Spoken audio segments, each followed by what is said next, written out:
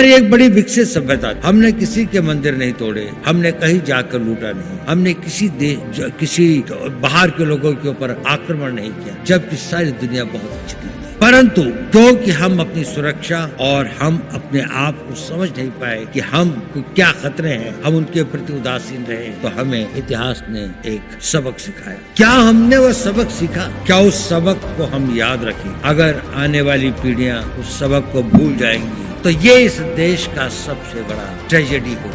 Century से लेके 19th century तक, और उसमें उसने कहा कि इसमें से 1700 साल तक अधिकतर इंडिया की नहीं तो कभी कभी चाइना की इकोनॉमी ही वर्ल्ड की सबसे बड़ी इकोनॉमी थी। और बड़ी नहीं थी कि टुगेदर इन दोनों के बीच में लगभग 55 to 60% इकोनॉमिक पावर थी, बाकी सारी दुनिया में 40%। भारत ने बहुत बड़े सक्सेस दी।